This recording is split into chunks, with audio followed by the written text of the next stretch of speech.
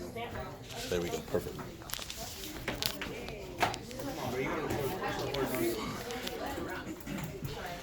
All right, ladies and gentlemen. How you guys doing? Good. Everybody good? Okay, my name is Coach Martin. Okay, I am doing my student teaching and things of that sort. So, your awesome teacher, Ms. George Ross, was kind enough to allow me to come in and go over the discussion questions with you guys. So I had the opportunity to read the necklace. Actually, it was pretty interesting. How many of you guys actually found it interesting? Okay, how many of you guys can actually relate to some of this stuff?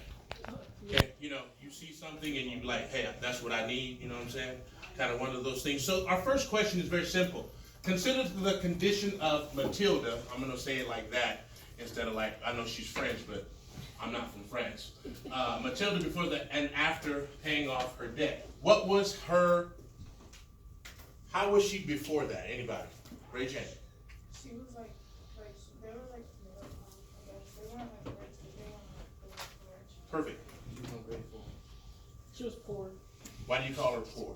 Because she couldn't afford anything. Define poor. You're broke. Was she broke? Yeah. No, she was not. Okay, Oh. yes, sir. Boom, good. Materialistic? Materialistic, very good. How many of you guys can relate to that? Come on, tell the truth, shame the devil. It's all right. Good. Now, consider her reasons for working hard. What was the reason why she was working hard? Anybody? Yes. To pay off the necklace that she lost. Now, here's the question. Would she have done that exact same thing to help her husband out if she hadn't lost the necklace? Based on what you read? No. Because she was not interested in doing any type of work because, again, he was the lone provider, correct? Awesome, okay? Now, based on these factors, do you think the hard work changed her character? Yeah. Why? Somebody. Because she realized she didn't need all that. That's good. Anybody else? Because she just had to be more grateful for what she lost. She finally appreciated her position before. Okay. Do you all agree with that? Did she appreciate the position before?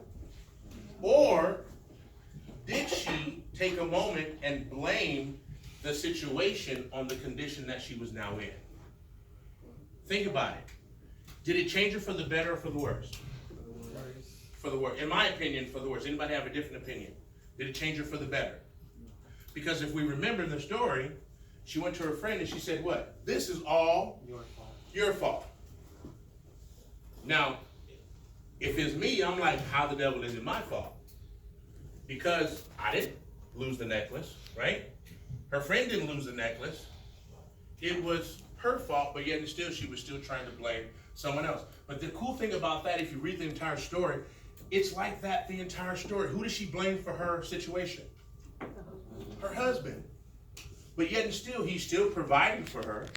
She still has pretty much everything that she needs. She just doesn't have what? Everything that she what? Wants. Okay. Next question. At the end of the story, Madame Forrester reveals to Matilda that the necklace was an imitation. How would you have felt if you were Matilda? Stupid.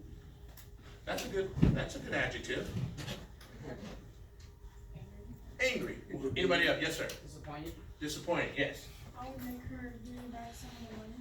I'm with you on that. Anybody else? How would that have made you feel? You've worked this. Your body has changed. Your appearance has changed. Your attitude hasn't changed. But now you tell her, listen, I had to pay all this money. For 10 years I struggled to do this. And this is all your fault. And she steps back and looks at her and says, my necklace was an imitation. What would have happened then? Let's be honest. What would you have done? Yeah, it's about to be on and popping. Because I'm like, it was an imitation, okay? But the cool thing is the next question says, is it significant that neither Matilda nor anyone at the party noticed the necklace? That it was an imitation? Is it significant? Why?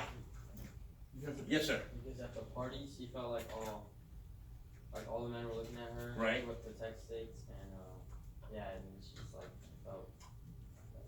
So basically, she thought that the diamonds were worth so much that it elevated her position in society. But in actuality, the diamonds were worth what? Hardly anything. 5 francs. That's costume jewelry. And that's basically what it was. But if you notice, it was the mindset of Matilda that did what? That elevated the value of the necklace. No one noticed it. And so, again, she thought because of what she was wearing, it elevated her status in society. Have you guys ever felt like that? Like you get dressed and you know you're looking good, and you're looking for someone to notice you. It wasn't good enough for her that her husband noticed her. She wanted to be noticed by society. Okay? What does that tell you? Anybody? Yes, sir. She was insecure. Insecure. Okay? Can anybody relate to that? Okay? We want to look good. I know, listen, every time I walk past the mirror, I fall in love. Okay? That's just the bottom line. I tell myself, oh my goodness, you just look so nice today. But how many know that her insecurities were bigger than the necklace? And if she, bless you, if she had just taken the time to notice, because I'm going to tell you this, somebody give me something, I'm looking it up like that. Even if you give me a dollar bill, I'm still holding it up to make sure that it's real. Okay? Watermark, absolutely. Okay, so we understand that it was fake. No one noticed it. Okay, so was it the diamonds that was making her stand out that night? No, it really was not. What was it? It was her confidence. Excellent. Next question. Consider Matilda's motives throughout the text. What role does greed play in this story? Anybody? Was she a greedy lady? Yeah. Was she greedy or was she dissatisfied? Was she ungrateful? Okay, but was she greedy? Why not? It's more of a materialistic than greed, because she, instead of her like wanting every single thing, it's just like certain things that she prefers. But she coveted certain things. So does that make her greedy? Remember, she said when she sat down at dinner, she imagined having fine silver. She imagined having beautiful plates. So does that make her greedy, or does it make her ungrateful? I mean, greed doesn't necessarily mean you want money. It just means you want something of value. But what did she value? She values clothes and necklaces. And she valued what? Which makes her greedy. Say again? A higher class of living. Higher class. She valued status. Okay? It's just more being unthankful than for not actually being greedy. Right, because again, in the story, did she ever ask her husband for any of these things? No. No. Except for the clothes. But except for the clothes, right? And he was kind enough to do what? Give her the money he was planning to buy a gun with. And he gave it to her, and she still was what? She was still ungrateful and dissatisfied. So when you look at this story as far as a necklace is concerned, again, how does it relate? Can anyone relate to that? Anyone today, can you relate to this? When I have what I need, but dadgummit, I would love to have what I want. We all do that. Okay? I mean, I'm 47 years old. I know I don't look it, but I'm 47 years old. And there are things that I'm like, oh man, like my daughter loves sports cars. And she's like, oh, I want that car. And I'm like, man, I would love to have the car, except I can't fit in the car. If I can't fit in the car, I don't need the car. Okay? I don't need to play Transformer to try to get in a car. Okay? But however, we all can take a lesson from Matilda, because again, it wasn't that she was greedy, it was that she was ungrateful. And she was dissatisfied. And she never took into consideration the life that her husband had actually provided for her, until she had to become what? A part of the workforce. And again, it changed her. It changed her voice. It changed her countenance. It changed her so much her friend said, who are you? Think about that. This is one of her best friends, right? In the book it says she's her best friend. And she said, oh, I'm sorry. Who are you? And she said, it's me, it's Matilda. She was like, no. Matilda don't look like that. Can you imagine what she looked like? An old, decrepit lady. Okay? But again, it didn't change her heart. Think about that. Okay? It didn't change her heart because, again, at the end of the day, she still blamed her friend for her calamity. This is all your fault. You know, me personally, I probably would have laughed at him like, you spent how much money? And it was worth $5?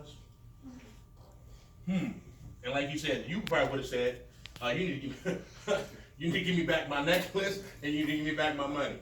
Okay? But at that particular point, the story ends, and the thing about it is left you to make the determination of what happens next. Does anybody give me an observation of what could have happened next? It's on and popping. I'm told to put your baby down.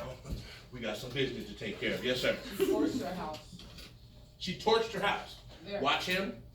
Don't let that boy next to no matches or nothing, because that would not be good. She torched her house.